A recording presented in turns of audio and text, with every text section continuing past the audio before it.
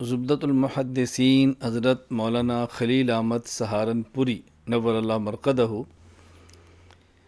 حضرت کی بہت زیادہ خدمات ہیں دین میں، شریعت میں، مظاہر علوم مدرسہ کی صورت میں اور طریقت میں، فقہ میں اللہ نے بہت کام لیا ہے۔ اللہ اپنے کرم سے اس کو قبول فرمائے۔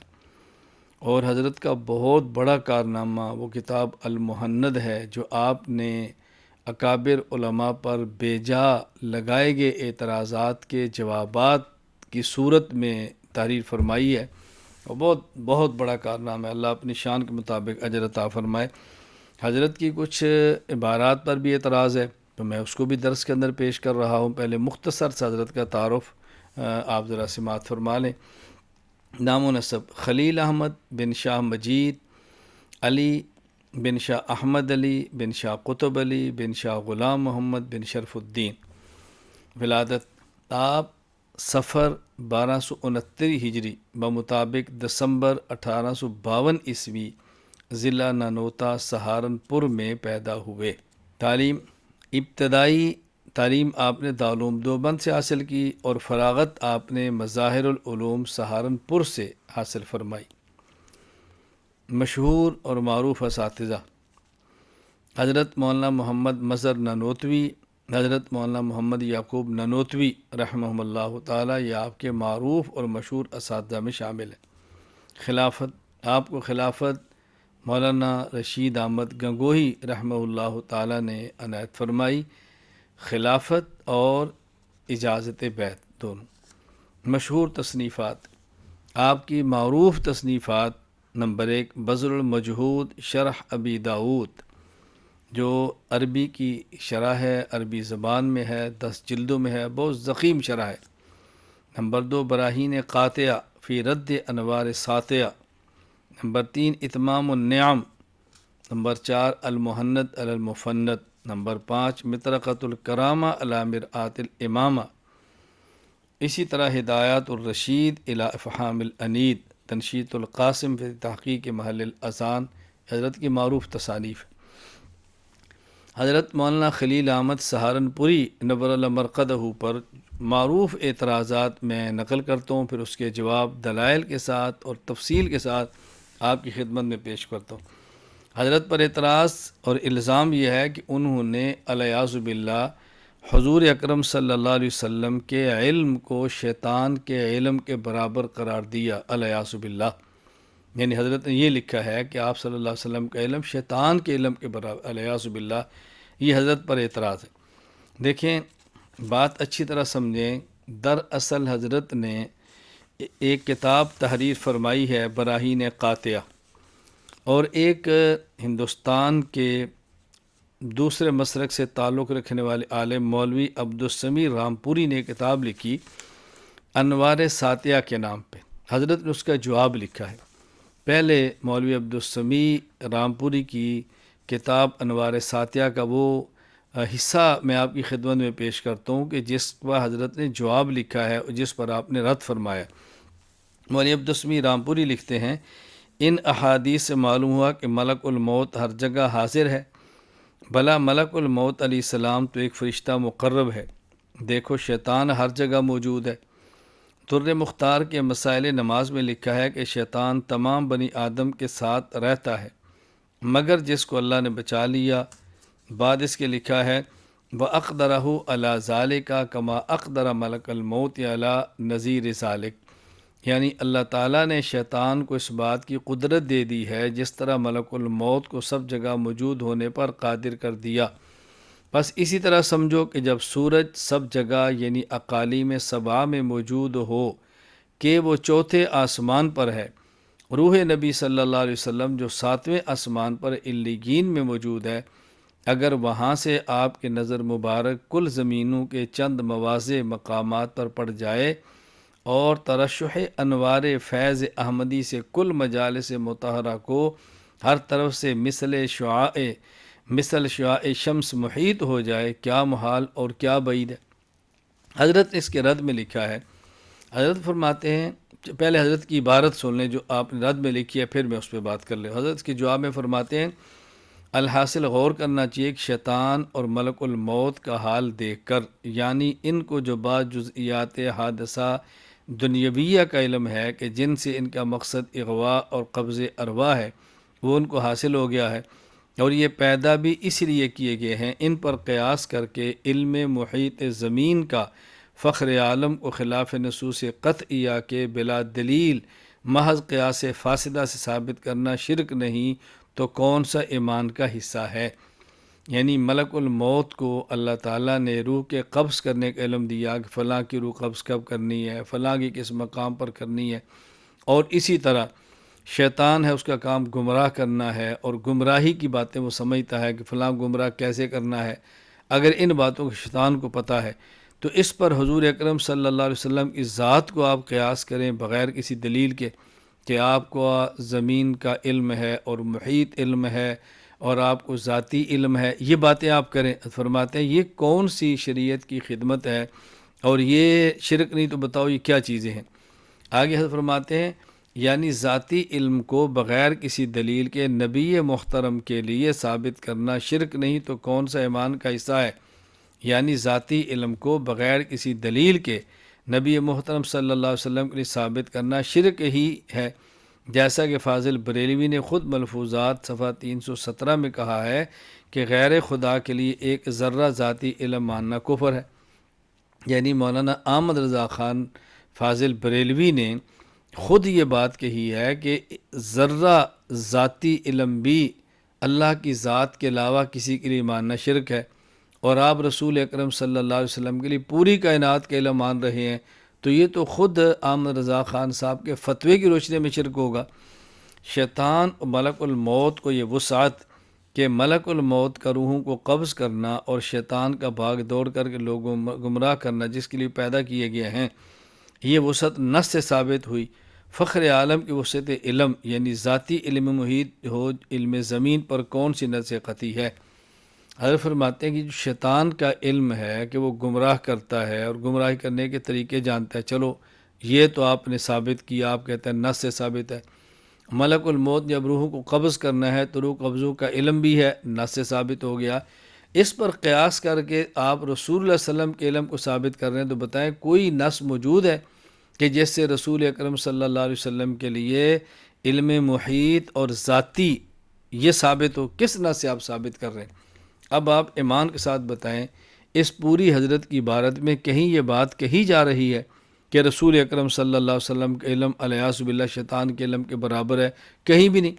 حضرت تو فرمانے ہیں کہ شیطان پر رسول اللہ صلی اللہ علیہ وسلم کو قیاس کر کے نبی پاک صلی اللہ علیہ وسلم کے لیے علم محیط کا قائل ہونا یہ درست نہیں ہے۔ ملک الموت پر قیاس کرنا یہ درست نہیں ہے۔ حضرت یہ فرما رہے ہیں، اس کی مزید خود سوال ان کا تھا اور حضرت نے اس کو نقل کیا، پھر جواب دیا المہند میں، ذرا وہ سماعت فرمائے تو بات مزید کھل جائے گی۔ السؤال التاسع عشر اترون ان ابلیس اللعین عالم من سید الکائنات علیہ السلام و اوسع علم منہ مطلقا وهل كتبتم ذلك فی تصنیف ما تحکمون علی من اعتقد ذلك؟ یعنی عرب علماء کی طرف جو سوال ہے وہ یہ کہ تمہارا کیا خیال ہے کہ ابلیس لعین کا علم رسول اللہ صلی اللہ علیہ وسلم سے زیادہ ہے، اس کا علم وسیع ہے، اور کیا تم نے کسی کتاب کے اندر یہ لکھا ہے؟ حضرت اس سوال کو نقل کرنے کے بعد جواب دیتے ہیں، قد سبق منا تحریر هذه المسألہ ان النبی علیہ السلام عالم خلق علی الاطلاق بالعموم والحکم والاسرار وغیرها من ملکوت الآفاق ونتیقن ان من قال ان فلانا عالم من النبی صلی اللہ علیہ وسلم فقد کفر وقد افتى مشائخنا بتکفیر من قال ان ابلیس عالم من النبی علیہ السلام فکیف یمکن ان توجد هذه المسألة فی تالیف ما من کتبنا؟ حضرت فرماتے ہیں کہ ہم یہ بات لکھ چکے ہیں کہ رسول اکرم صلی اللہ علیہ وسلم کو شریعت کے علوم، اس کی حکمتیں اور کائنات کے اسرار کا علم تمام مخلوق سے زیادہ ہے۔ جس کا یہ عقیدہ ہو کہ کسی شخص کو بھی رسول اللہ صلی اللہ علیہ وسلم سے زیادہ شریعت کا علم ہے وہ کافر ہے، ہم اس کے کفر کا فتویٰ دے چکے ہیں، تو ہم یہ بات کیسے کہیں گے؟ آگے فرماتے ہیں غیر انہ غیبوبۃ بعض الحوادث الجزئیۃ الحقیرۃ عن النبی صلی اللہ علیہ وسلم لعدم التفاتہ الیہ لا تورث نقصا فیما عالمیتہ علیہ السلام۔ باقی بعض ایسے جزئی واقعات جو گندے ہیں، جو حقیر ہیں، جن کی کوئی اوقات ہی نہیں ہے، اگر وہ رسول اکرم صلی اللہ علیہ وسلم کے علم کے اندر نہ ہوں تو اس سے نبی پاک صلی اللہ علیہ وسلم کے عالم ہونے میں فرق نہیں پڑتا۔ یعنی کسی نے زنا کیا، کسی نے بدکاری کی، کسی نے پخانہ کیا، کسی نے گند مارا، اور یہ گندی چیز اگر حضور کے علم کے اندر نہ آئے، یہ آپ کے علم میں نقص کی دلیل نہیں ہے۔ بعد ما ثبت انہ عالم الخلق بالعلوم الشریفۃ اللائقۃ بمنصبہ الاعلی کما لا یورث الاطلاع علی اکثر تلک الحوادث الحقیرہ لشدت التفات ابلیس الیہا شرفا و کمالا علمیا فیہ۔ حضرت فرماتے ہیں جب یہ بات ثابت ہوگی کہ جو رسول اللہ صلی اللہ علیہ وسلم کی شان کے لائق علوم ہیں، نبی پاک صلی اللہ علیہ وسلم اس میں سب سے فائق ہیں، بلند ہیں، عالم ہیں، ہم اس کو مان رہے ہیں، اور شیطان اور ابلیس گھٹیا چیزوں کی باتیں چونکہ ہر وقت اسے گزی رہتا ہے، اس میں گھسا رہتا ہے، وہ ان باتوں کو جانتا ہے، تو یہ باتیں اگر رسول اللہ صلی اللہ علیہ وسلم کے علم کے اندر نہ ہو تو آپ کا شرف، آپ کا کمال، آپ کی عظمت اس سے کم نہیں ہوتی۔ کیوں؟ فَإِنَّهُ لَيْسَ عَلَيْهَ مَدَارُ الْفَضْلِ وَالْكَمَالِ فَمِنْهَا لَا يَصِحُّ أَن يُقَالَ إِنَّ إِبْلِيسَ أَعْلَمُ مِنْ سَيِّدِنَا رسول اللہ صلی اللہ علیہ وسلم۔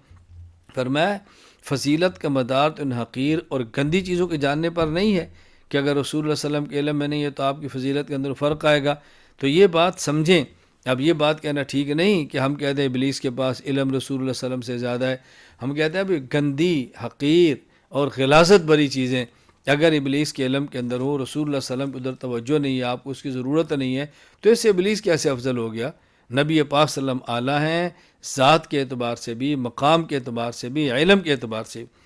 آگے حضرت نے عجیب مثالیں دی ہیں، فرمایا دیکھو کمال یصح ان یقال لصبی علم بعض الجزئیات انہ عالم من عالم متبحر محقق فی العلوم والفنون التي غابت عنہ تلک الجزئیات۔ فرمایا دیکھو ایک بچہ ہے، اس کو بعض کھیلوں کا پتہ ہے، شرارتوں کا پتہ ہے، ایک بہت بڑے عالم شیخ القرآن، شیخ التفسیر، شیخ الحدیث، محدث، مفسر، ان کو ان چیزوں کا نہیں پتہ، تو اس کا معنی یہ تو نہیں کہ وہ بچہ ان سے افضل ہو گیا۔ بھئی بنٹے کیسے کھیلنے ہیں، اخروٹ کیسے کھیلنے ہیں، کرکٹ کیسے کھیلنا ہے، فلاں چیز کیسے کھیلنی ہے، اگر ان کھیلوں کسی بڑے عالم کے پاس علم نہیں ہے تو کیا بچہ اس سے افضل ہوگا؟ بھئی ان کی شان کے لائق ہی نہیں ہے، وہ ان چیزوں کے علوم کی طرف کیوں توجہ دیں گے؟ اچھا آگے فرمایا وَلَقَدْ تَلَوْنَا عَلَيْكَ قِصَّةَ الْهُدْهُدْ مَعَ سُلَيْمَانَ عَلَى نَبِيِّنَا وَعَلَيْهِ السَّلَامُ قَوْلُ أَحَطْتُ بِمَا لَمْ تُحِطْ بِهِ۔ دیکھو سلیمان علیہ السلام کا قصہ موجود ہے کہ ہدہد نے سلیمان علیہ السلام سے فرمایا احطت بما لم تحط به، میں ایک ایسی خبر لایا ہوں جس کا آپ کے پاس علم نہیں ہے۔ تو کوئی بندہ یہ کہہ سکتا ہے کہ ہدہد افضل ہو گیا؟ بھئی جو چیزیں سلیمان علیہ السلام کی شان کے لائق تھیں ان کے پاس تھیں۔ اب یہ حکومت کہاں کس کی ہے، کون کر رہا ہے، یہ اس کی ضرورت نہیں تھی، اور وہ ہدہد دیکھ کر کہہ رہا ہے جی میرے پاس وہ خبر ہے جو آپ کے پاس نہیں ہے، تو اس کا معنی یہ تو ہرگز نہیں ہے کہ ہدہد سلیمان علیہ السلام سے افضل ہے۔ اچھا اسی طرح ودواوین الحدیث و دفاتر التفاسیر مشحونۃ بنظائرها المتکاثرۃ المشتہرۃ بین الانام۔ کہتے ہیں اس کی مثالیں بہت زیادہ قرآن کریم کے اندر موجود ہیں، احادیث میں موجود ہیں، علمی دفاتر کے اندر موجود ہے اس قسم کی مثال۔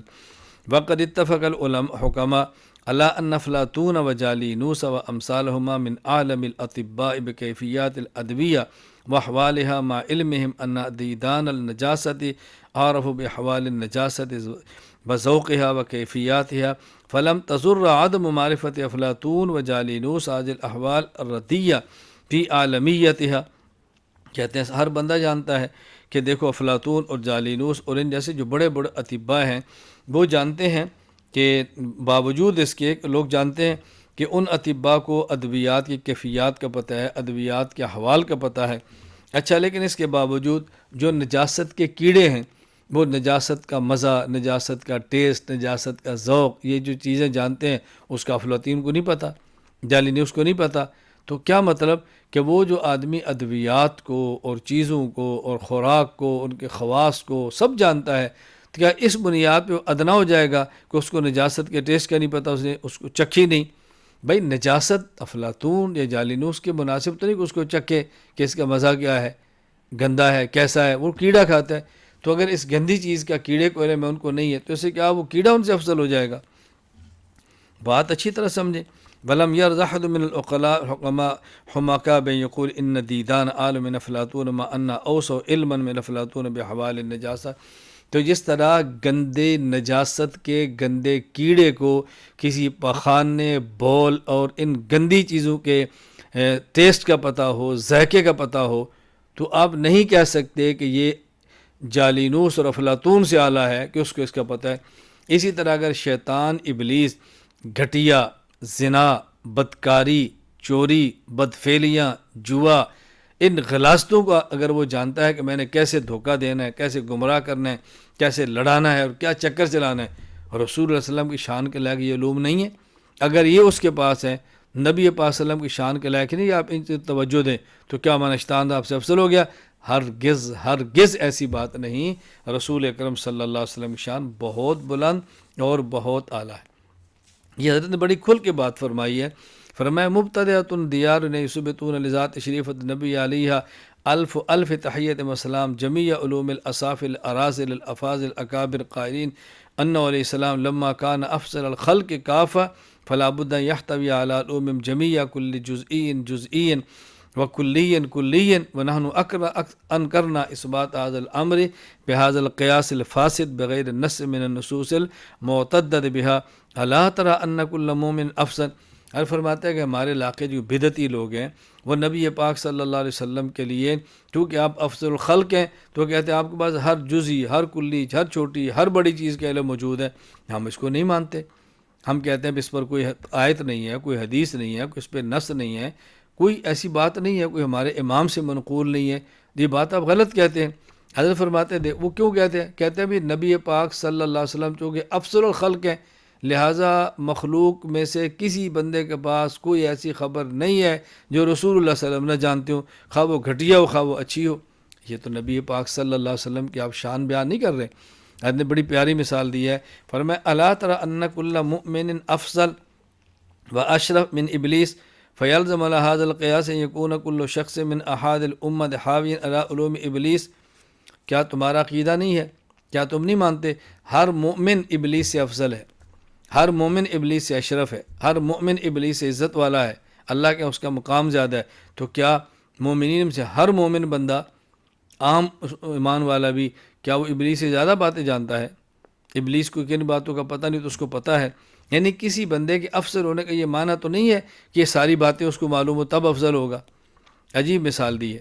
فرمایا دیکھو وَيَلْزَمُ عَلَىٰ ذَلِكَ أَن يَكُونَ سُلَيْمَانُ علیہ السلام عالما بما علم الہدہد وَأَن يَكُونَ أَفْلَاطُونَ. پھر اس کا مطلب سلیمان علیہ السلام کو بھی اس بات کا پتہ ہونا چاہیے جس کا حدود کو پتہ تھا. تو سلیمان علیہ السلام کو نہیں پتہ تھا تو حدود اعلیٰ ہو گیا. تو سلیمان علیہ السلام کے اعلیٰ ہونے کے لیے ضروری ہے کہ اس بات کو ان کو بھی پتہ ہوتا. وَأَن يَكُونَ أَفْلَاطُونَ وَجَالِينُسُ عَارِفِينَ بِجَمِيعِ مَعَارِفِ الدِّيدَانِ واللوازم بات. اچھا کیا افلاطون اور جالینس کو بھی نجاست کی، غلاظت کی، ٹیسٹ اور ذائقے کا پتہ ہونا چاہیے تھا؟ چونکہ کیڑے کو پتہ ہے وہ ان سے افضل ہے تو اس کو بھی جانے. اس کا افضلیت سے کیا تعلق ہے؟ اس کا کیا تعلق ہے؟ فرمایا یہ باتیں ایسی باتیں ہیں کہ جو اللہ حفاظت فرمائے، اہل بدعت کو اللہ سمجھتا فرمائے. یہ خلاصہ حضرت کی بات کا ہے. یہ بات حضرت نے بڑی کھل کر فرمائی ہے. اللہ تعالیٰ فضل فرمائے. آگے مزید فرما دیا فلم یکن باسنا فی الا بعض الجزئیات المستحدثۃ ومن اجل اللہ اکبر. فرماتے اسی ومن اجل ذلك آتینا فی بلفظ الاشارہ حتی تدل ان المقصود بالنفی والاثبات هنالك تلك الجزئیات لا غیر لكن المفسدين يحرفون الكلام ولا يخافون محاسبة الملك العلام وإنا جازمون أنما القال. فرماتے ہیں کہ ہم نے بڑی کھل کر بات کہہ دی ہے کہ رسول اللہ صلی اللہ علیہ وسلم افضل ہیں، آپ عالم ہیں، پوری کائنات میں سب سے زیادہ علم آپ کے پاس ہے، اور یہ گھٹیا چیز جو شیطان کو پتہ ہے اس پر قیاس کر کے یہ نہ کھو کہ رسول اللہ صلی اللہ علیہ وسلم جو کہ اعلیٰ ہیں تو آپ کو ان گندی چیزوں کا بھی علم ہوگا، یہ نہ کھو. فرماتے ہیں ہمارا عقیدہ کیا ہے؟ اگر کوئی شخص یہ کہے ان فلانا اعلم من النبی فهو کافر، اگر کوئی یہ کہ فلاں شخص کا علم رسول اللہ صلی اللہ علیہ وسلم سے زیادہ ہے تو ہمارے یہاں وہ قطعاً کافر ہے. نبی پاک صلی اللہ علیہ وسلم علم سب سے زیادہ ہے. سب سے زیادہ ہونے کا معنی یہ نہیں ہے کہ گندی گندی حقیر چیزیں بھی آپ کے علم کے اندر ہیں. اس کا کوئی تک نہیں بنتا، کوئی جواز نہیں بنتا۔ اور نمبر 2، آپ صلی اللہ علیہ وسلم کا علم اللہ کی ذات کے بعد سب سے زیادہ ہے۔ سب سے زیادہ ہونے کا معنی یہ نہیں ہے کہ پوری کائنات کی کلی جزی ذرہ ذرہ کا ذاتی علم آپ کے پاس موجود ہے، یہ معنی نہیں ہے۔ اللہ تعالیٰ کی ذات کے پاس ہر چیز کا علم ہے۔ عالم الغیب اللہ تعالیٰ کی ذات ہے، رسول اللہ صلی اللہ علیہ وسلم کی ذات عالم الغیب نہیں ہے۔ دوسرا حضرت پر اعتراض کیا ہے؟ دوسرا اعتراض یہ کیا جاتا ہے کہ حضرت مولانا خلیل احمد سہارنپوری رحمۃ اللہ علیہ نے براہین قاطعہ میں ایک بات لکھی ہے کہ ایک شخص کو خواب آیا تھا اور اس نے خواب میں دیکھا کہ نبی پاک صلی اللہ علیہ وسلم اردو میں گفتگو فرما رہے تھے۔ تو آپ نے پوچھا کہ یہ اس نے پوچھا کہ یا رسول اللہ یہ اردو میں کلام آپ کو کیسے، تو آپ تو عربی ہیں؟ فرمایا جب سے علماء مدرسہ دیوبند سے ہمارا معاملہ ہوا ہے ہم کو یہ زبان آ گئی ہے۔ اعتراض کیا کرتے ہیں کہ دیکھو جی دیوبندی یہ کہتے ہیں کہ رسول اللہ صلی اللہ علیہ وسلم نے اردو زبان، نبی پاک صلی اللہ علیہ وسلم نے اردو زبان دیوبندیوں سے سیکھی، الیاذ باللہ۔ دیوبندی یہ بات کہتے، اور کس قدر یہ غلط بات ہے، کس قدر یہ غلط بات ہے۔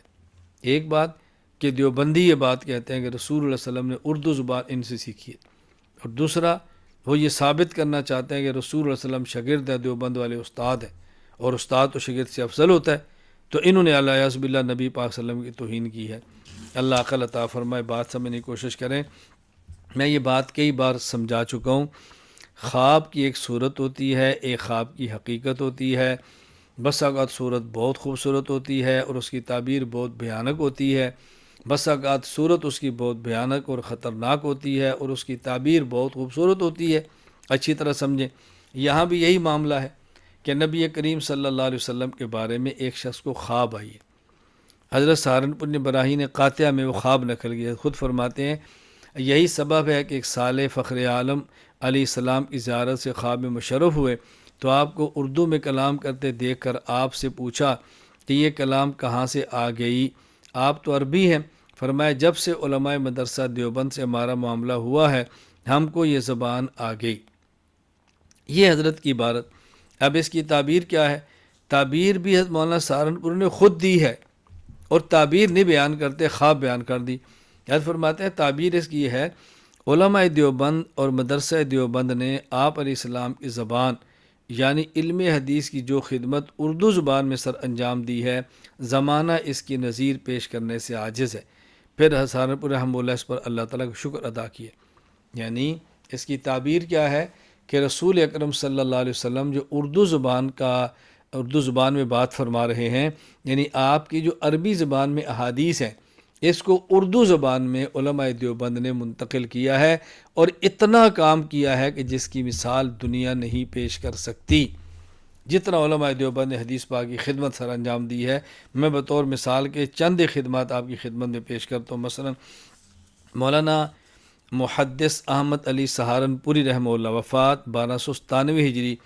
آپ نے صحیح بخاری کا حاشیہ لکھا ہے جو 25 پاروں پر ہے اور پوری شرح ہے۔ آخری 5 پاروں کا حاشیہ حجت الاسلام بانی دارالعلوم دیوبند مولانا محمد قاسم ننوتوی رحمہ اللہ نے تحریر فرمایا۔ حضرت کی وفات ہے 1297 ہجری۔ تو دیکھو حضرت نے بھی اور دونوں نے مل کر پوری بخاری شریف پر مکمل حاشیہ لکھا۔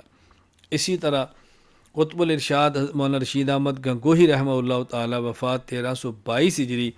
حضرت نے الکوکب الدری علی جامع ترمذی، اللہ اکبر، یہ حضرت رحمۃ اللہ علیہ کی بہت بڑی خدمت ہے، بہت بڑی خدمت ہے، حضرت کی بہت بڑی خدمت ہے۔ اچھا، اسی طرح شیخ الہند مولانا محمود حسن دیوبندی رحمہ اللہ، وفات 1339 ہجری نے ترمذی پر حاشیہ لکھا ہے۔ امام الاسر علامہ محمد انور شاہ کشمیری رحمۃ اللہ علیہ، وفات 1352 ہجری۔ آپ کی جو تقریر ہے شرح بخاری کی فیض الباری کی صورت میں لکھی ہوئی موجود ہے۔ زبدۃ المحدثین مولانا شیخ خلیل احمد سہارنپوری رحمہ اللہ، وفات 1340 ہجری۔ آپ نے سنن ابی داؤد کی شرح بذل المجہود لکھی ہے جو بہت بڑی شرح ہے، اور یہ مصر میں تو 20 جلدوں میں چھپی ہے۔ اسی طرح شیخ الاسلام حضرت علامہ شبیر احمد عثمانی رحمہ اللہ، فتح الملم یعنی شرح صحیح مسلم لکھی ہے، جس کا تکملہ شیخ الاسلام مفتی محمد تقی عثمانی صاحب نے 6 جلدوں میں فرمایا ہے۔ اسی طرح علامہ شبیر احمد عثمانی رحمہ اللہ کی فیض الباری شرح صحیح بخاری موجود ہے۔ شیخ التفسیر والحدیث مولانا محمد ادریس کاندری رحمہ اللہ، وفات 1394 ہجری۔ التعلیق الصبی علی مشکات المصابیح موجود ہے۔ راس المحدثین عمدۃ المحققین مولانا ظفر احمد عثمانی رحمہ اللہ وفات 1394 ہجری، اعلاء السنن 22 جلدوں میں موجود ہے۔ حضرت علامہ سید محمد یوسف بنوری رحمہ اللہ تعالی 1397 ہجری، حضرت کی معارف السنن شرح ترمذی یہ موجود ہے۔ شیخ الحدیث حضرت مولانا محمد زکریا کاندلوی رحمہ اللہ تعالی وفات 1402 ہجری، حضرت کی عجز المسالک فی شرح موطأ امام مالک یہ موجود ہے، اور الکند المترواری شرح صحیح بخاری موجود ہے، شرح شمائل ترمذی موجود ہے۔ حضرت مولانا منظور احمد نعمانی رحمہ اللہ تعالی وفات 1417 ہجری، معارف الحدیث موجود ہے۔ حضرت امام اہل سنت مولانا محمد سرفراز صفدر رحمہ اللہ وفات 1430 ہجری، ترمذی شرح خزائن سنن موجود ہے۔ بہت بڑا ہمارے اکابر نے کام کیا ہے۔ میں جس قدر اللہ تعالیٰ کا شکر ادا کروں کم ہے کہ میں نے اسارت اور قحط کے زمانے میں شمائل ترمذی کی شرح زبدۃ الشمائل کے نام سے تحریر کی ہے، وہ بھی موجود ہے، دارالعلوم دیوبند کی تقریض کے ساتھ چھپ کر آ چکی ہے۔ میں صرف یہ گزارش کر رہا ہوں کہ ہمارے اکابر نے الحمدللہ اس پر کام کیا ہے۔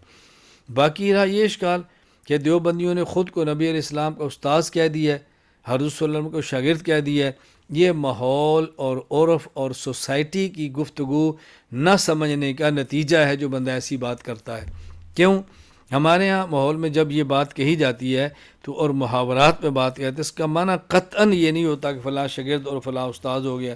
مثلا کوئی شخص ترکی میں ہے، ترکی بولتا ہے، کہتے ہیں بھی آپ کو ترکی بولنا آ گئی، کہ جب سے آپ سے سلام دعا یہ آنا جانا ہوا ہے تو ہمیں ترکی آ گئی ہے۔ کوئی بھی نہیں کہے گا کہ ترکی استاد ہے اور یہ شاگرد ہے۔ کسی آدمی کو ہندی زبان آ گئی، بھئی آپ نے ہندی کب سے بولنا شروع کی؟ بھئی جب سے آنا جانا ہوا ہندی زبان بھی سیکھ لی ہے۔ کوئی بھی نہیں کہتا کہ اس کے استاد بنے کہ اس نے ہندی زبان سیکھ لی ہے۔ میں گزارش کر رہا ہوں، محاورات میں اس کا معنی استاذی اور شاگردی نہیں ہوتا، محاورات اس کا معنی شدت تعلق ہوتا ہے کہ ان کا آپس میں تعلق اتنا گہرا ہے، تعلق اتنا مضبوط ہے کہ اس تعلق کی وجہ سے دوسرے کی زبان بھی ان کو آ گئی ہے۔ یہ نہیں معنی ہوتا کہ استاد اور شاگرد بن گیا ہے۔ تو بات سمجھنے کی کوشش کریں، اللہ تعالیٰ میں بات سمجھنے کی توفیق عطا فرمائے۔ حکیم الامت مجدد الملت مولانا اشرف علی تھانوی رحمہ اللہ تعالی دیوبند کے ماتھے کا جھومر، دیوبند کے سر کا تاج، اور بہت بڑے شخص تھے، بہت بڑے آدمی تھے، بہت بڑے انسان تھے۔ حضرت کا مختصر سا تعارف یہ کہ نام و نسب اشرف علی بن شیخ عبدالحق، ولادت آپ کی 5 ربیع الثانی 1280 ہجری بمطابق 19 اگست 1863 کو تھانہ بھون کے اندر آپ پیدا ہوئے۔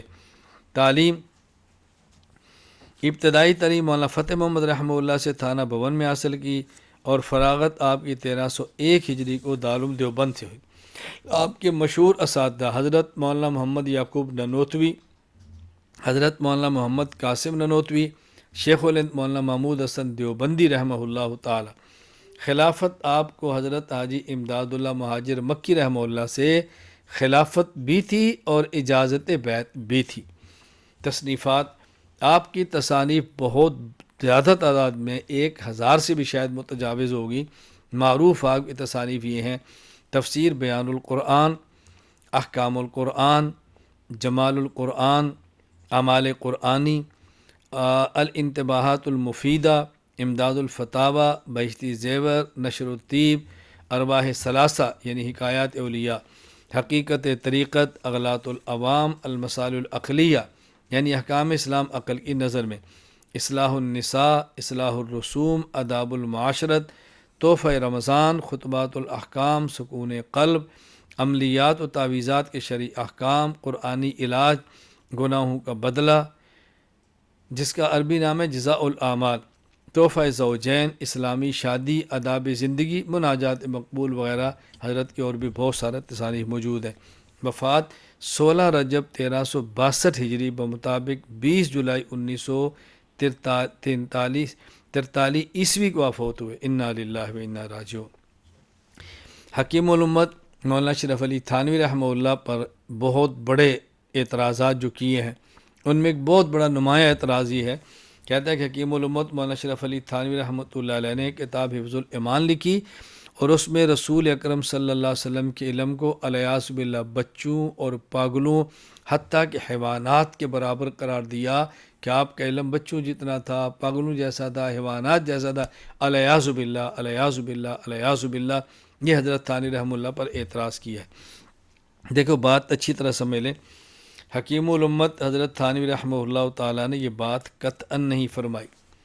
اصل حضرت بات یہ فرما رہے ہیں کہ جو تم رسول اللہ صلی اللہ علیہ وسلم کو عالم الغیب کہتے ہو، تو عالم الغیب کیوں کہتے ہو، اس کی وجہ کیا ہے؟ اگر تم یہ کہتے ہو کہ عالم الغیب کا معنی ہے کہ نبی پاک صلی اللہ علیہ وسلم کا علم ذاتی ہے، آپ کا علم کلی ہے، آپ کے پاس تمام چیزوں کا علم ہے، کوئی اس پہ دلیل ہے، کوئی آیت ہے، کوئی حدیث ہے، وہ تو تمہارے پاس نہیں ہے۔ ہاں آپ کہتے ہیں رسول اللہ صلی اللہ علیہ وسلم کا جو علم تھا، ہم عالم الغیب اس لیے کہتے ہیں کہ آپ کو بعض چیزوں کا علم تھا۔ آپ عالم الغیب کہتے ہو کہ آپ کو تمام چیزوں کا علم تھا، اس پر دلیل پیش کرو، دلیل نہیں ہے تو آپ عالم الغیب کیوں کہتے ہو کہ بعض چیزوں کا علم تھا؟ بھئی اگر آپ نے عالم الغیب اس وجہ سے کہا کہ آپ کو بعض چیزوں کا علم تھا، تو بعض چیزوں کا علم تو بچے کو بھی ہوتا ہے، تو کیا آپ کسی بچے کو عالم الغیب کہہ سکتے ہو کہ بعض چیزوں کا علم تھا؟ بعض چیزوں کا علم تو ایک مجنون آدمی کو بھی ہوگا، کیا آپ کہہ سکتے ہو کہ یہ عالم الغیب ہے کیونکہ بعض کا علم ہے؟ بعض چیزوں کا علم تو ایک جانور کو بھی ہوگا، تو کہ آپ اس کو کہہ سکتے ہو عالم الغیب ہے کیوں اس کو بعض چیزوں کا علم ہے؟ حضرت اس پر گفتگو فرما رہے ہیں کہ رسول اللہ صلی اللہ علیہ وسلم کو عالم الغیب نہیں کہہ سکتے۔ عالم الغیب کہنا اللہ تعالیٰ کی ذات کا خاصہ ہے۔ آپ یہ بتاؤ کہ عالم الغیب کس بنیاد پہ کہہ رہے ہو، اس کی وجہ کیا ہے؟ تمام علوم ہیں یا بعض ہیں؟ تمام ہیں، اس پر دلیل نہیں تمہارے پاس۔ اگر بعض ہیں تو بعض تو اوروں کو بھی ہے، کیا اس بنیاد پر آپ ان کو عالم الغیب کہہ سکتے ہو؟ یہ نہیں ہے کہ ان بعض کے بعد اتنا علم جو رسول اللہ صلی اللہ علیہ وسلم کے پاس ہے، ان کا علم رسول اللہ صلی اللہ علیہ وسلم کے برابر میں ایک سمندر میں قطرے کے برابر بھی نہیں، لیکن بعض تو ہے نا، کچھ تو ہے نا، کہ اس کچھ کی بنیاد پر عالم الغیب کہہ سکتے ہو۔ آگے مزید حضرت نے بات کی ہے، میں المحنت کی پوری بارات بھی نقل کر دوں گا۔ حضرت حکیم الامت تھانوی رحمہ اللہ نے مزید بات سمجھائی ہے کہ دیکھو اگر آپ اس بنیاد پہ کہ آپ کو بعض کا علم تھا عالم الغیب کہتے ہو، تو کل کو لوگ کہتے ہیں کسی کو رازق کہہ دو، کیوں بھئی مجھے کھانا کھلاتا ہے، ڈاکٹر کو کہہ دو یہ مجھے صحت دیتا ہے، کھا دو۔ ایک آدمی مالک ہے، کوئی جی میرا رب ہے، کیونکہ مالک کو رب کہتے ہیں۔ اچھا کسی کو آپ خالق کہہ دو، کیوں اس نے جی گھڑی بنائی ہے تو خالق ہے۔ حل فرماتے اس طرح دروازہ کھل جائے گا، اللہ تعالیٰ کی جو تمام صفات خاصہ ہیں آپ دوسروں پر فٹ کرنا شروع کر دو گے۔ اور حضرت ایک عجیب اتنی باریک بات دور کی فرمائی ہے، سبحان اللہ۔ حضرت فرماتے ہیں اگر تم یہ تعویلیں اور بہانے کر کے عالم الغیب اللہ کے علاوہ اوروں کو کہو گے، تو کل کو کوئی بندہ کہہ دے گا کہ میں اللہ کو عالم الغیب نہیں کہتا۔ کیوں؟ میرے ہاں عالم الغیب کا معنی یہ ہے کہ جس کے پاس علم ہو اور عطائی ہو۔ اللہ کے پاس علم ہے، عطائی نہیں ہے، تو اللہ تو عالم الغیب نہیں ہے، اللہ کا تو ذاتی علم ہے۔ تو یوں تعویلیں کر کے اللہ کی دوسری صفات مخلوق پر لوگ فٹ کر دیں گے، اور یوں تعویلیں کر کے اللہ کی صفات کا انکار شروع ہو جائے گا۔ اس لیے اللہ تعالیٰ کی صفات خاصہ کا اطلاق دوسروں پر نہ کرو، یہ بات سمجھائیے۔ جب یہ غلط ملت توڑ سوڑ کر عبارات علماء عرب کو پیش کی اور ان سے فتویٰ لیا گیا، پھر علماء عرب نے 26 سوالات لکھے اور اس کے جوابات دیے، المحنت کے نام پر وہ جوابات چھپے ہیں۔ میں حضرت تھانوی کے بارے میں جو اعتراض کو نقل کرتا ہوں تاکہ آپ کے سامنے آ جائے کہ مولانا خلیل احمد سہارنپوری رحمہ اللہ نے مزید اس کی وضاحت کیسے فرمائی۔ السؤال العشرون، اتعتقدون ان علم النبی صلی اللہ علیہ وسلم یساوی علم زید و بکر و بہائم ام تتبرؤون امثال هذا وهل كتب الشیخ اشرف علی تھانوی فی رسالت حفظ الایمان هذا المضمون ام لا وبما تحکمون علی من اعتقد ذلك، کیا تمہارا یہ عقیدہ ہے کہ رسول اللہ صلی اللہ علیہ وسلم کا علم زید، بکر اور جانوروں کے برابر ہے، یا تم اس سے برات کا اعلان کرتے ہو؟ کیا مولانا اشرف علی تھانوی رحمۃ اللہ علیہ نے اپنی کتاب حفظ الایمان میں یہ بات لکھی ہے؟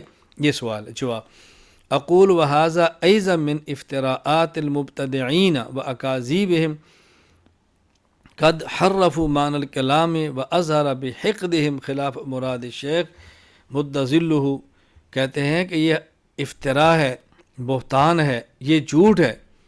بدعتی لوگوں نے اپنے کینے کی بنیاد پر حضرت تھانوی رحمۃ اللہ علیہ کی مراد کو بدل ڈالا ہے۔ فقاتلہم اللہ انا یؤفکون، اللہ ان کو برباد کرے۔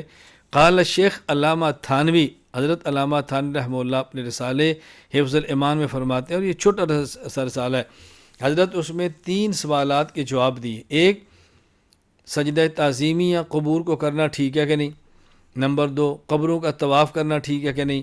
نمبر 3، اللہ کی ذات کے علاوہ رسول اللہ صلی اللہ علیہ وسلم کی ذات پر عالم الغیب کا لفظ بول سکتے ہیں یا نہیں؟ حضرت نے یہ 3 مسئلے بیان کیے۔ آگے فرماتے ہیں حضرت تھانوی رحمہ اللہ نے جو بات کی اس کا خلاصہ کیا ہے؟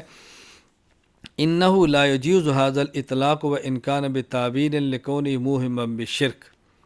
فرماتے ہیں کہ اللہ کی ذات کے علاوہ رسول اللہ صلی اللہ علیہ وسلم کو عالم الغیب نہیں کہہ سکتے، اس میں شرک کا شبہ ہو جائے گا۔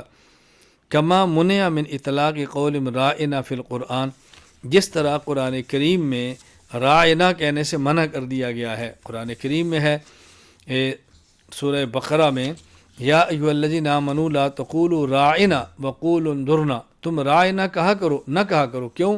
یہودی رائنا کہتے ہیں، ان کے یہاں رائنا کا معنی یہ ہے الیاذ باللہ کہ وہ غلط مفہوم لیتے تھے۔ چرواہا، رائی کہتے ہیں چرواہے کو، رائنا وہ یوں کہتے ہیں چرواہا، تم رائنا نہ کہا کرو، تو شبہ کی بنیاد پہ رائنا کہنے سے منع کر دیا۔ اسی طرح حدیث پاک میں منع کر دیا گیا عبدی اور امتی کہنے سے۔ یہ حدیث پاک صحیح مسلم میں موجود ہے کہ رسول اکرم صلی اللہ علیہ وسلم نے فرمایا، لا یقل احدکم اسق ربک، تم یہ نہ کہا کرو کہ اپنے رب کو پانی پلاؤ، یہ نہ کہا کرو اطعم ربک، اپنے رب کو کھانا کھلاؤ، پیش کرو، یہ نہ کہا کرو وضع ربک، اپنے رب کو وضو کراؤ۔ یعنی غلام کو اس کا آقا یہ نہ کہے کہ میں تمہارا رب ہوں، مجھے لیے کھانا لاؤ، میرے لیے پانی لاؤ، مجھے وضو کراؤ۔ مالک رب کا لفظ استعمال نہیں کہ کرو، اس سے شبہ شرک کا ہوتا ہے۔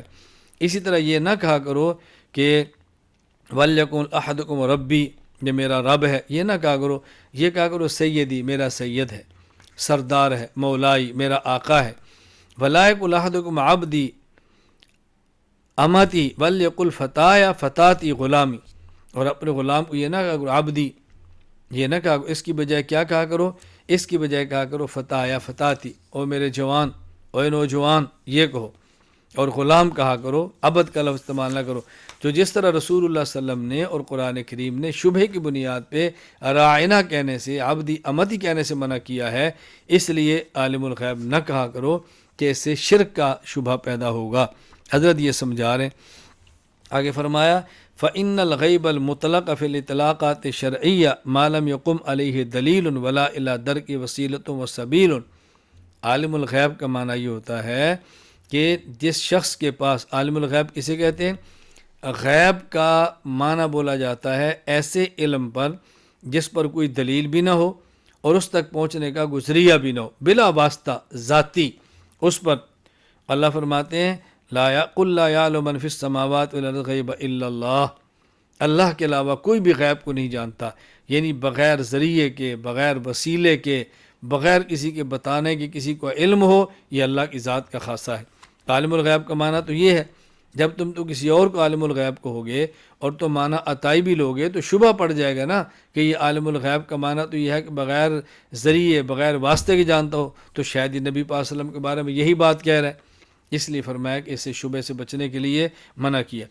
وَلَوْ جُوِّزَ ذَلِكَ بِالتَّعْبِيلِ يَلْزَمُ أَن يَجُوزَ إِطْلَاقُ الْخَالِقِ وَالرَّازِقِ وَالْمَالِكِ وَالْمَعْبُودِ وَغَيْرِهَا مِن صِفَاتِ اللَّهِ تَعَالَى الْمُخْتَصَّةِ بِذَاتِهِ تَعَالَى وَتَقَدَّسَ عَلَى الْمَخْلُوقِ بِذَلِكَ التَّعْبِيرِ۔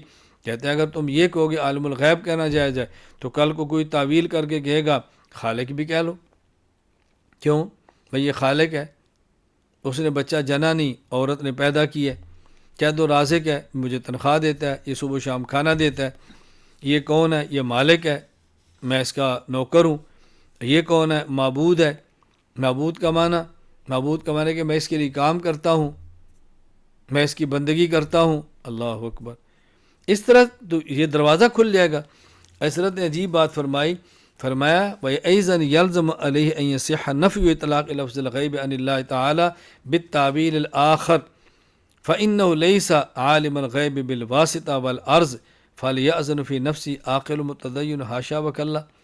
اس طرح تو کوئی تعویل کر کے یہ کہے گا اللہ کو عالم الغیب بھی نہ کہو۔ کیوں؟ عالم الغیب کا معنی ہوتا ہے ہمارے ہاں کہ جس کو عطائی علم ہو، اللہ کے پاس تو ذاتی ہے، لہذا وہ عالم الغیب نہیں ہے، تو پھر اللہ سے عالم الغیب کی نفی ہو جائے گی۔ فرمایا تعویلیں کر کے ایسی باتیں مت کرو، اس کا نقصان بہت زیادہ ہوگا۔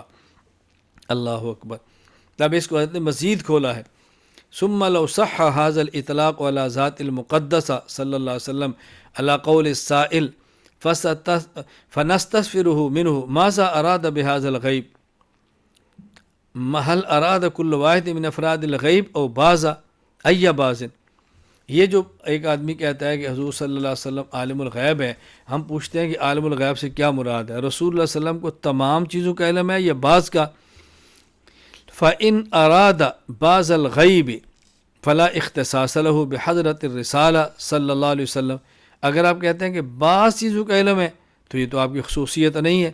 فَإِنَّ عِلْمَ بَعْضِ الْغَيْبِ إِنْ كَانَ قَلِيلًا حَاصِلٌ لِزَيْدٍ وَأَمْرٍ بل لكل صبی ومجنون بل لجمیع الحیوانات والبہائم۔ اس لیے کہ کچھ نہ کچھ علم تو بچے کے پاس بھی ہے اور پاگل کے پاس بھی ہے، حیوانات کے پاس بھی ہے، کچھ نہ کچھ۔ یعلم لأن لكل واحد منهم يعلم شيئا لا يعلم الآخر، ان میں سے ہر ایک بعض ایسی چیزیں جانتا ہے جو دوسرے کو نہیں پتہ ہوتا۔ ويخفى عليه فلو جوز السائل اطلاق عالم الغیب على احد لعلمه بعض الغیوب یلزم علی ان یجوز اطلاقه على سائر المذکورات۔ اگر عالم الغیب رسول اللہ صلی اللہ علیہ وسلم کو سائل کہتا ہے اس وجہ سے کہ آپ کو کچھ علم تھا، تو کچھ علم ان کا پھر کیا سب کو عالم الغیب کہہ دو گے؟ وَلَوِ الْتَزَمَ ذَلِكَ لَمْ يَبْقَ مِنْ كَمَالَاتِ النُّبُوَّةِ، اور اگر آپ کہتے ہیں سب کو کہہ دو گے تو پھر حضور کا کمال نہ ہوگا نا عالم الغیب کہنا۔ لِأَنَّهُ يَشْرُكُ فِي سَائِرِهُمْ لَوْ لَمْ يَلْتَزِمْ طُولِبَ بِالْفَارِقِ، اگر آپ کہتے ہیں سب ہیں تو پھر حضور صلی اللہ علیہ وسلم کی خصوصیت کیا ہوئی؟ آپ کہتے ہیں نہیں سب نہیں، وہ ہیں اور یہ نہیں ہے، تو دلیل کیا ہے کہ بعض علم کی وجہ سے آپ ان کو عالم الغیب کہتے ہیں اور بعض کی وجہ سے آپ دوسروں کو عالم الغیب نہیں کہتے؟ پھر فرق کیا ہے؟ فرق بتاؤ۔ وَلَن تَجِدَ إِلَيْهِ سَبِيلًا، انتہا کلام الشیخ تھانوی۔ فانظروا يرحمكم الله في كلام الشيخ لن تجدوا مما كذب المبتدئون من أثر، فحاشا أن يدعي أحد من المسلمين المساواة بين علم رسول الله صلى الله عليه وسلم وعلم زيد وبكر وبهائم، بل الشيخ يحكم بطريق الإلزام على من يدعي جواز إطلاق عالم الغيب على رسول الله صلى الله عليه وسلم لعلمه بعض الغيوب أنه يلزم عليه أن يجوز إطلاق على جميع الناس والبهائم۔ فرماتے ہیں اللہ کی لعنت اس شخص پر جو رسول اللہ صلی اللہ علیہ وسلم کے علم کے برابر ان کے علم کو کہ حضرت تھانوی نے کیا بات لکھی اور یہ کیا ثابت کرنا چاہ رہے ہیں۔ فَأَيْنَ هَذَا مِن مُّسَاوَاةِ الْعِلْمِ الَّتِي يَفْتَرُونَهُ عَلَيْهِ فَلَا نُطِلُّ عَلَى الْكَاذِبِينَ وَنَتَيَقَّنُ بِأَنَّ مُعْتَقِدَ مُسَاوَاةِ علم النبي صلی اللہ علیہ وسلم مع زید وبکر وبہائم ومجانین کافر قطعا۔ فرماتے ہیں ہمارا عقیدہ ہے جو یہ کہے کہ رسول اللہ صلی اللہ علیہ وسلم کا علم بچوں کے برابر ہے، جانور کے برابر ہے، مجنون کے برابر ہے، وہ یقیناً اور لا ریب کافر ہے۔ حضرت تھانوی نے ایسی قطن کو بات نہیں کی، خام اعتراض کیا۔ حکیم الامت حضرت تھانوی رحمہ اللہ پر ایک اعتراض یہ ہے کہ آپ کے مرید نے خواب دیکھی اور خواب میں اس نے پڑھا لا الہ الا اللہ اشرف علی رسول اللہ، حضرت کو بتایا تو فرمایا کہ اس کی خواب کی تعبیر یہ ہے کہ تمہارا شیخ متبع سنت ہے، تو دیکھو وہ کفر کر رہا ہے، حضرت تھانوی اس پہ خوش ہو رہے ہیں، اپنا کلمہ پڑھوا رہے ہیں۔ یہ ہے اعتراض۔ ذرا اعتراض کی آپ عبارت سن لیں پھر میں آپ کو اچھی طرح جواب دیتا ہوں۔ یہ اعتراض کیا ہے؟ کہتے ہیں ایک مرید کہتے ہیں میں سو گیا، کچھ دیر بعد خواب دیکھتا ہوں کہ کلمہ شریف لا الہ الا اللہ محمد الرسول اللہ پڑھتا ہوں، لیکن محمد الرسول اللہ صلی اللہ علیہ وسلم کی جگہ حضور کا نام لیتا ہوں، یعنی مولانا اشرف علی تھانوی صاحب کا۔ اتنے میں دل کے اندر خیال پیدا ہوتا ہے کہ تو سے غلطی ہوئی کلمہ شریف کے پڑھنے میں، اس کو صحیح پڑھنا چاہیے تھا۔ اس خیال سے دوبارہ کلمہ شریف پڑھتا ہوں، دل پر یہ ہے کہ صحیح پڑھا جاوے، لیکن زبان سے بے ساختہ بجائے محمد رسول اللہ کے اشرف علی نکل جاتا ہے۔ حالانکہ مجھ کو اس بات کا علم بھی ہے کہ اس طرح درست نہیں، لیکن بے اختیار زبان سے یہی نکل جاتا ہے۔ 2-3 بار جب یہی صورت ہوئی تو حضور صلی اللہ علیہ وسلم کو اپنے سامنے دیکھتا ہوں، اور بھی چند شخص حضور علیہ السلام کے پاس تھے، لیکن اتنے میں میری یہ حالت ہو گئی کہ میں کھڑا بوجہ اس کے کہ رقت طاری ہوگی زمین پر گر گیا اور نہایت زور کے ساتھ چیخ ماری، اور مجھ کو معلوم ہوتا تھا کہ میرے اندر کوئی طاقت باقی نہیں ہے۔ حضرت تھانوی رحمۃ اللہ اس پر اس کو ڈانٹا نہیں، برا نہیں کہا، بلکہ آپ نے یہ کہا کہ اس کی علامت ہے کہ تمہارا شیخ متبع سنت ہے۔ دیکھو یہ بات پہلے ہم کہہ چکے ہیں، ایک خواب کی صورت ہے، ایک خواب کی حقیقت ہے۔ کبھی کا خواب کی صورت اور ہوتی ہے، بھیانک ہوتی ہے، تعبیر بہت اچھی ہوتی ہے، کبھی خواب کی صورت بہت اچھی ہوتی ہے، تعبیر بہت گندی ہوتی ہے۔ بات تو صرف اتنی ہے بھائی وہ خواب دیکھ رہا ہے، حضرت تھانوی خواب کی تعبیر بتا رہے ہیں کہ تمہارا شیخ متبع سنت ہے۔ یہ جو تم نے خواب میں پڑھا اشرف علی رسول اللہ، اس کا معنی ہے کہ اشرف علی متبع رسول اللہ ہے صلی اللہ علیہ وسلم، یہ فرمایا۔ یہ بات تو ہوگی پوری۔ اب مزید اعتراض کیا کرتے ہیں، کہتے ہیں وہ شخص تو حالت بیداری میں بھی یہی بات پڑھ رہا تھا، حضرت تھانوی پھر بھی اس کو نہیں ٹوک رہے۔ ذرا عبارت ملاحظہ فرمائیں، آگے کیا ہے؟ کہتے ہیں اتنے میں بندہ خواب سے بیدار ہو گیا، لیکن بدن میں بدستور بے حسی تھی اور اثر ناطاقتی بدستور تھا، لیکن حالت خواب اور بیداری میں حضور صلی اللہ علیہ وسلم کا خیال تھا۔ لیکن حالت بیداری میں جب کلمہ شریف کی غلطی پر خیال آیا تو اس بات کا ارادہ ہوا کہ اس خیال کو دل سے دور کیا جاوے، اس واسطے کہ پھر کوئی ایسی غلطی نہ ہو جاوے۔ بھائی خیال بندہ بیٹھ گیا اور پھر دوسری کروٹ لیٹ کر کلمہ شریف کی غلطی کے تدارک میں رسول اللہ صلی اللہ علیہ وسلم پر درود پڑھتا ہوں، لیکن پھر بھی یہ کہتا ہوں اللہم صلی علی سیدنا و نبینا و مولانا اشرف علی۔ حالانکہ اب بیدار ہوں، خواب نہیں، لیکن بے اختیار ہوں، مجبور ہوں، زبان اپنے قابو میں نہیں۔ اس روز ایسا ہی کچھ خیال رہا تو دوسرے روز بیداری میں رقت ہی رہی، خوب رویا۔ کہتے ہیں اب تو بیداری میں پڑھ رہا ہے، اللہ عقل دے، اللہ سمجھ دے، بیداری میں پڑھ رہا ہے لیکن وہ کہہ رہا ہے کہ میری زبان نہیں چل رہی، میں مجبور ہوں، بے بس ہوں، نہ چاہتے میری زبان پہ جملے آ رہے ہیں۔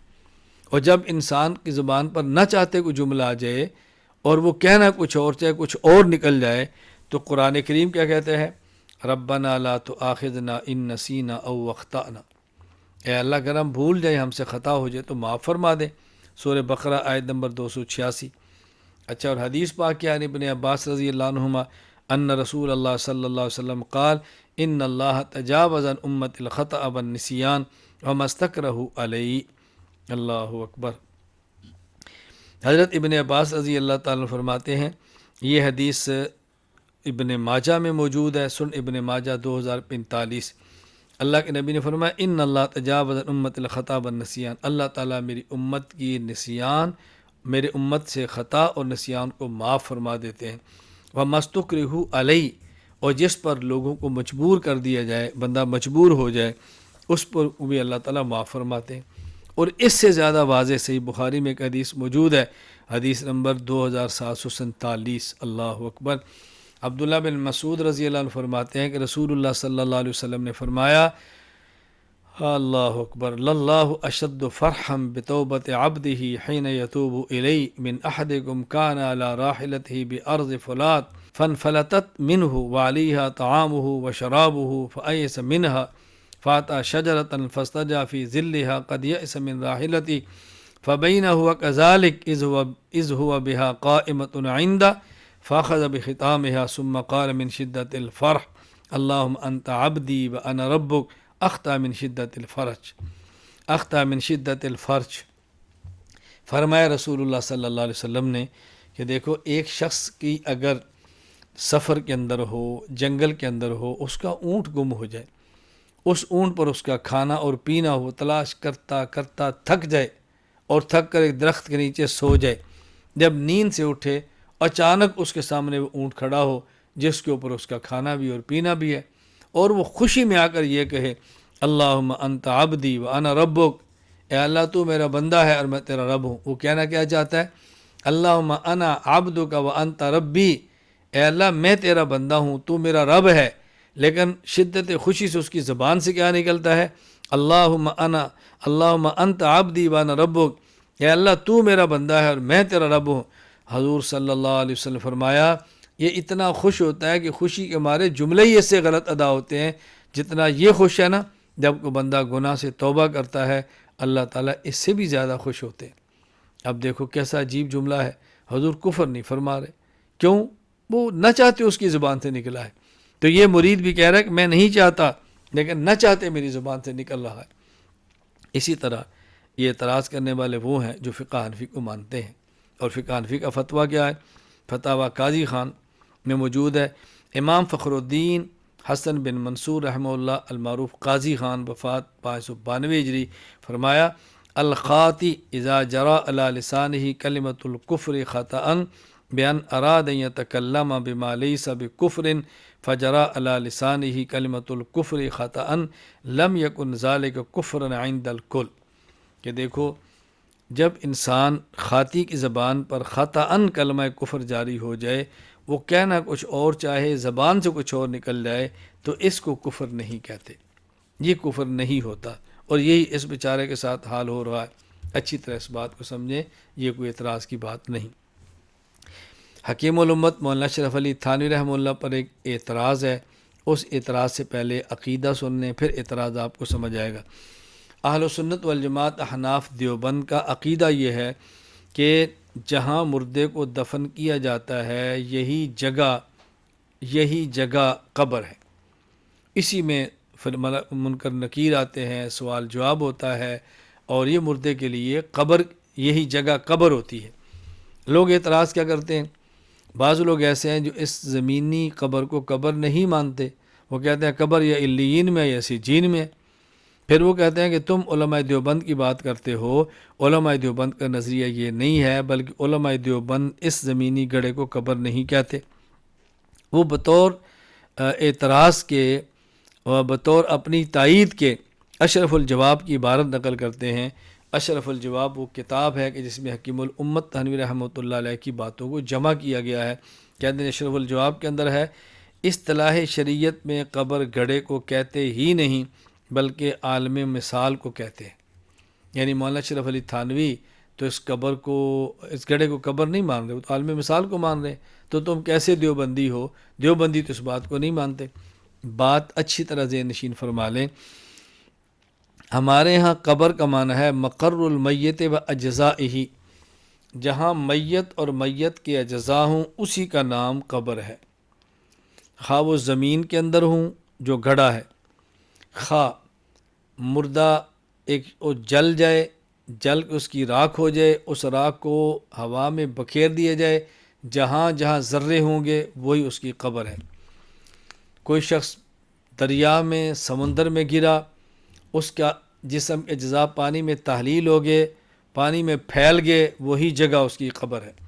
کسی کو جانور نے کھا لیا، وہ جانور کے معدے میں چلا گیا، جانور کے فضلے کے ساتھ باہر نکل گیا، جہاں اجزاء جائیں گے وہ اس کی قبر ہے۔ یہ بات اچھی طرح سمجھ لیں۔ حضرت تھانوی رحمۃ اللہ علیہ یہاں قبر کے گڑھے کے قبر کا انکار نہیں فرما رہے، بلکہ حضرت تھانوی رحمۃ اللہ علیہ قبر کے مفہوم میں وسعت پیدا فرما رہے ہیں، وسعت پیدا فرما رہے ہیں، ورنہ حضرت تھانوی رحمۃ اللہ علیہ تو اس گڑھے کو قبر مانتے ہیں۔ حضرت تھانوی کی عبارات ملاحظہ فرمائیں۔ حکیم الامت مولانا اشرف علی تھانوی رحمۃ اللہ علیہ اپنی کتاب احکام اسلام عقل کی نظر میں فرماتے ہیں، جب مردہ کو لاحد میں رکھا جاتا ہے اور اس کی قبر پر مٹی ڈال دی جاتی ہے تو مٹی فرشتوں کو مردہ کے پاس جانے سے نہیں روک سکتی۔ قبر پر مٹی ڈال دی جاتی ہے تو مٹی کس قبر پر ہوتی ہے؟ اسی زمینی گڑھے پر ہے نا۔ اچھا، اسی طرح امداد الفتاویٰ میں ایک تفصیلی جواب کا دیتے ہوئے فرماتے ہیں، وجہ دفع یہ ہے کہ حرق سے انعدام نہیں ہوتا، استحالہ ہوتا ہے، یعنی اگر میت کو جلا دیا جائے تو جلنے سے وہ فنا نہیں ہوتا، اس کے وجود کے اجزاء تحلیل ہو جاتے ہیں کہ پہلے گوشت تھا اب یہ راکھ بن گئے، پس اجزاء باقی ہیں اور وہ اجزاء یہاں ہیں، وہی ان کی قبر ہے، حقیقت قبر کی محل وجود میت ہے۔ حقیقت قبر کی محل وجود میت ہے، جہاں میت کا وجود ہوگا وہی اس کی قبر ہے۔ پھر یہ بات قابل غور ہے کہ احکام اسلام عقل کی نظر میں تو حضرت کی کتاب ہے، امداد الفتاویٰ پر تو حضرت کے دستخط ہے، اور یہ جو اشرف الجواب ہے کیا حکیم الامت حضرت تھانوی کی اپنی تصنیف ہے؟ حضرت نے تصنیف فرمائی ہے، یہ کسی نے جمع کیا ہے۔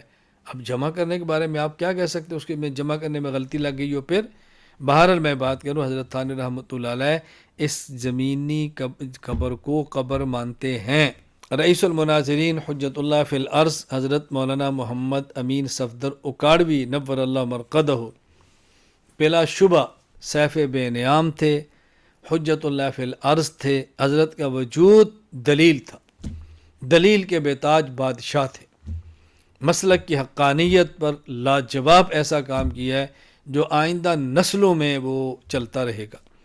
اللہ نے بہت صفات سے نوازا تھا، علم، تقوی، حافظہ، تکلم، سادگی، کیا نعمتیں ہیں۔ میں نے حضرت اکاڑوی رحمہ اللہ کی صحبت پائی ہے، زیادہ نہیں، کچھ وقت گزارا ہے، بہت کم، حضرت کے اسباق پڑھے ہیں، بہت کم، باضابطہ حضرت کے پاس جا کر استفادے کا موقع نہیں مل سکا، جس کا مجھے ہمیشہ افسوس رہے گا۔ جامعہ اسلامی امدادیہ فیصل آباد میں پڑھتا تھا، حضرت وہاں تشریف لاتے تھے، 3 دن سبق ہوتا تھا، میں اس وقت غالباً درجہ رابعہ کا طالب علم تھا، میں بھی حضرت کے بیان سنتا تھا۔ جامعہ اشرفیہ لاہور حضرت تشریف لاتے سیانت المسلمین کے اجتماع میں نے وہاں سنا۔ اس طرح حضرت کو میں نے بہت کم سنا ہے۔ ہاں، حضرت کی وفات کے بعد حضرت کے بیانات بھی سنے ہیں، حضرت کی تحریرات بھی پڑھی ہیں، اور حضرت کو میں بلا مبالغہ حجت اللہ فی الارض مانتا ہوں۔ اللہ حضرت کی قبر پر کروڑوں رحمت نازل فرمائے، اللہ کروڑوں رحمت نازل فرمائے، اللہ کروڑوں رحمت نازل فرمائے۔ صدیوں بعد ایسے افراد پیدا ہوتے ہیں جیسا رئیس المناظرین حجت اللہ فی الارض حضرت مولانا محمد امین صفدر اکاڑوی رحمہ اللہ تھے۔ حضرت کا مختصر سا تعارف یہ ہے کہ نام و نسب محمد امین صفدر بن میاں ولی محمد، ولادت 4 اپریل 1934 ریاست پیر گڑھ ضلع کانگڑا میں اللہ حضرت پیدا ہوئے، ہندوستان میں۔ تعلیم ابتداءً حضرت غیر مقلد تھے۔ مولانا عبدالقدیر صاحب مدرس عیدگاہ اکاڑا کے سمجھانے پر حنفی ہوئے۔ مولانا عبدالحنان صاحب اور مولانا ضیاء الدین صاحب سیوہاروی فاضلان دیوبند سے علم حدیث پڑھا۔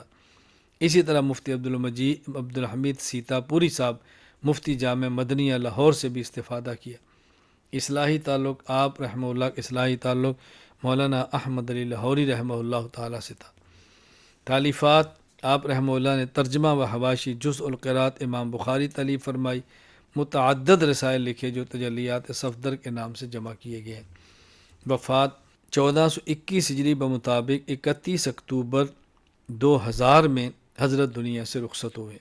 انا للہ و انا الیہ راجعون، انا للہ ما اخذ وله ما عطا وکل شیء عنده باجل مسمى۔ حضرت مولانا محمد امین صفدر اکاڑوی رحمہ اللہ تعالیٰ نے متعدد رسائل لکھے جو تجلیات صفدر کے نام سے جمع ہے۔ اس تجلیات صفدر میں ایک رسالہ ہے جس پر اعتراض کیا جاتا ہے۔ اعتراض کا خلاصہ کیا ہے؟ کہتے ہیں کہ یزید اپنی بہنوں کے ساتھ زنا کرتا تھا، حضرت معاویہ رضی اللہ کو معلوم تھا، اس کے باوجود معاویہ رضی اللہ تعالیٰ عنہ یزید کو سمجھایا کہ بیٹا یہ دن کو نہ کرو، رات کو کرو، اور پھر آپ نے اس کو ولی عہد بھی بنایا۔ تو یہ الزام حضرت پر اس انداز میں کہ آپ نے امیر معاویہ رضی اللہ کی ذات پر بہت طرح بہتان باندھا ہے، یہ اعتراض کا خلاصہ ہے۔ جواب اچھی طرح ذہن نشین فرما لیں۔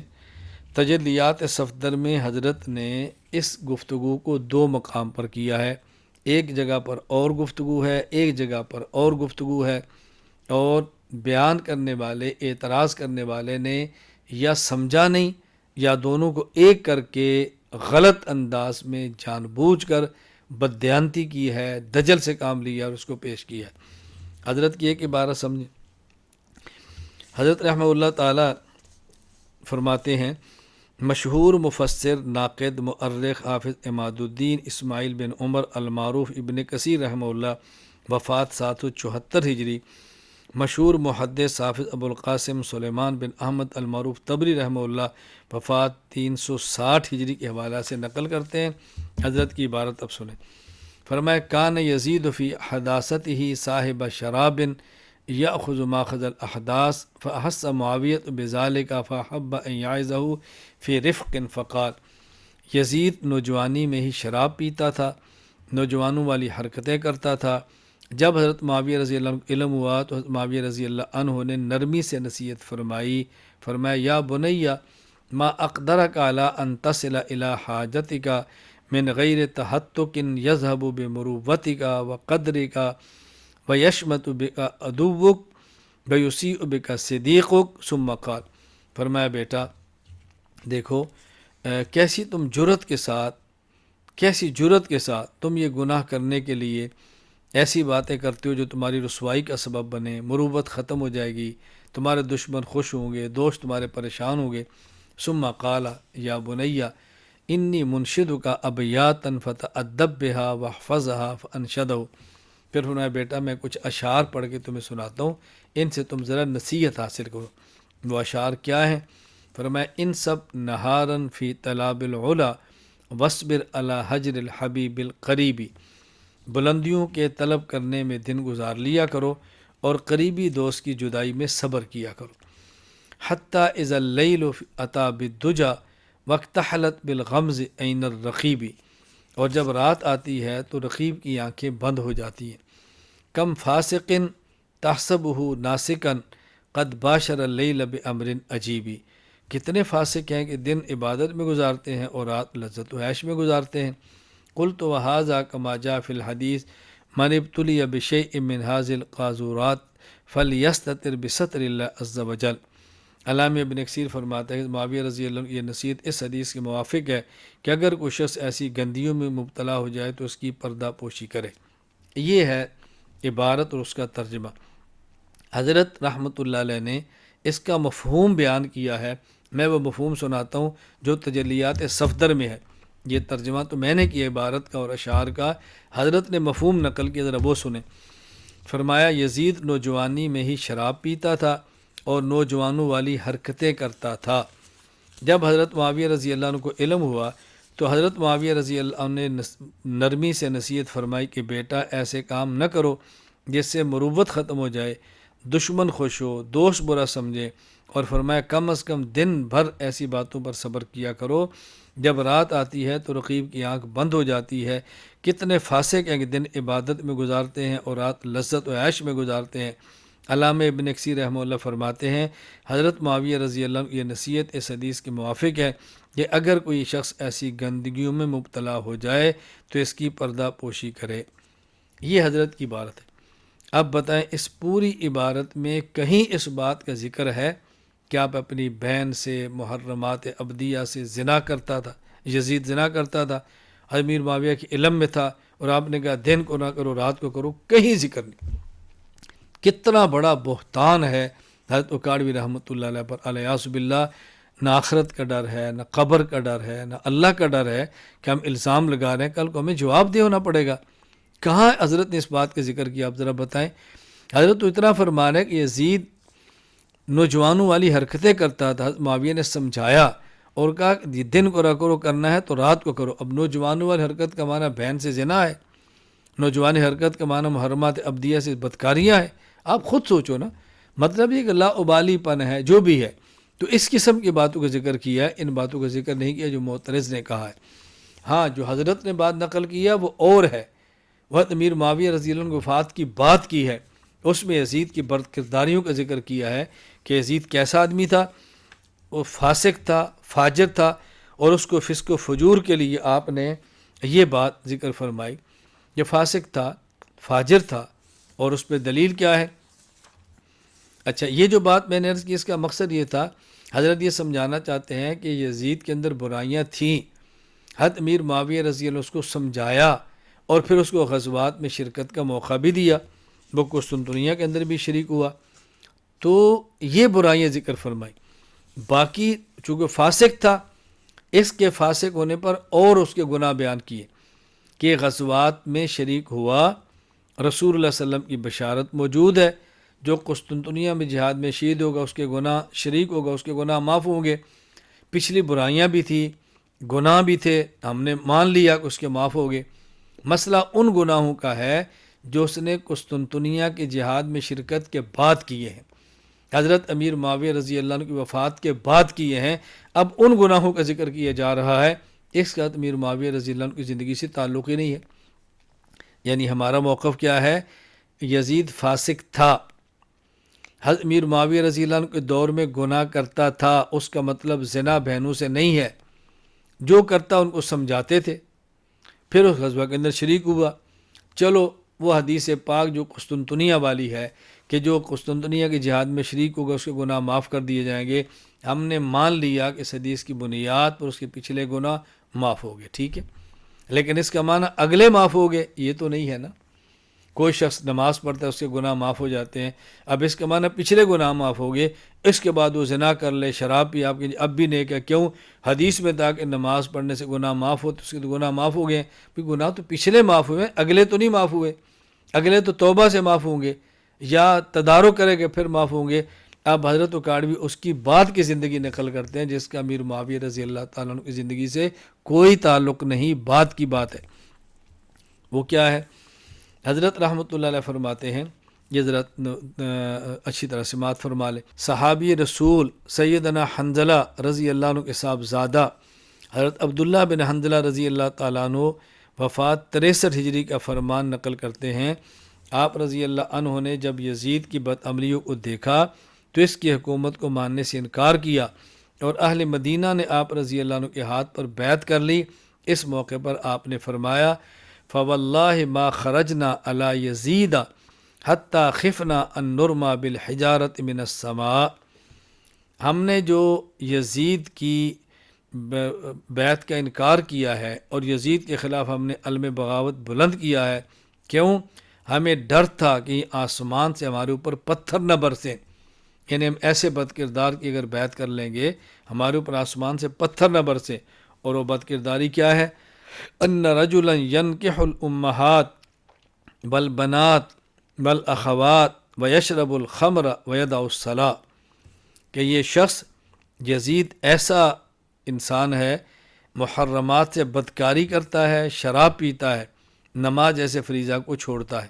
اب یہ بات دیکھیں حضرت رحمۃ اللہ علیہ نقل کی تو عبارت الگ ہوگی۔ اب یہ کب کی ہے؟ 63 ہجری کی ہے، حضرت امیر معاویہ رضی اللہ عنہ کی وفات کی بات کی ہے، دونوں میں کتنا فرق ہے؟ تو پہلی جو عبارت پیش فرمائی ہے وہ حضرت امیر معاویہ رضی اللہ تعالیٰ عنہ کے دور کا ہے اور 62 ہجری کا ہے، اور یہ جو واقعہ پیش کیا ہے ابھی کا الطبقات الکبریٰ لابن سعد، تاریخ دمشق، تاریخ خلفاء السیوطی، اسواق المحرقہ لابن حجر مکی کے حوالے سے یہ بات کا ہے۔ تو دو باتیں الگ ہیں۔ جو حضرت اکاڑوی رحمۃ اللہ علیہ نے یزید کے بارے میں لکھا ہے اور حوالہ جات دیے ہیں کہ بہن سے اور دیگر محرمات ابدیہ سے بدکاری کرتا تھا، یہ واقعہ حضرت امیر معاویہ رضی اللہ تعالیٰ عنہ کے بعد کا ہے، حضرت کی وفات کے بعد کا ہے۔ تو ان دونوں کو جوڑ کر ایک کر دیا گیا حضرت الزام لگانے کے لیے۔ اللہ تعالیٰ ہماری حفاظت فرمائے۔ تو حضرت رحمۃ اللہ علیہ نے تجلیات صفدر میں یا کہیں بھی یہ نہیں لکھا کہ یزید اپنی بہن اور محرمات سے بدکرداری کرتا تھا اور حضرت معاویہ کی علم میں تھا، اور آپ نے فرمایا دن کو نہ کرو رات کو نہ کرو، یہ بات حضرت نے کہیں بھی نہیں لکھی۔ اس کو اچھی طرح ذو نشین فرما لیں، اللہ تعالیٰ ہماری حفاظت فرمائے۔ تو ہمارے اکابر علماء دیوبند پر ہونے والے اعتراضات کے میں نے حوالے دیے۔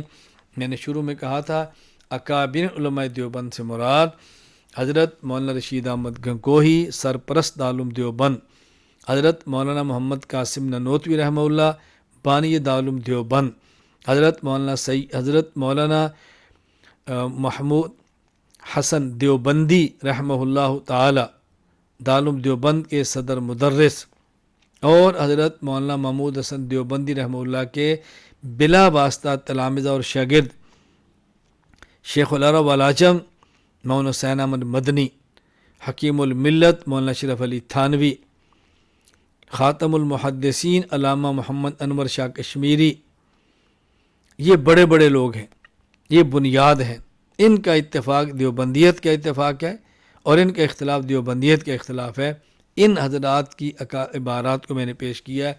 درمیان میں ذیلی طور پر میں نے حضرت رحمہ اللہ تعالی مولانا زکریا کی عبارت پیش کر دی ہے کہ اس لیے تبلیغی جماعت سے ہے، حضرت دہلوی کی جماعت ہے، معروف ان پر اعتراض تھے، اور اکاڑوی رحمہ اللہ چونکہ ترجمان تھے دیوبند کی، بہت بڑے شاعر تھے، اللہ نے بہت نوازا تھا، پوری زندگی آپ نے اپنے فرقے باطلہ کے رد کے اندر گزاری ہے، اہل حق کا دفاع کی ہے، اس عبارت کا بھی ہم نے جواب دے دیا ہے۔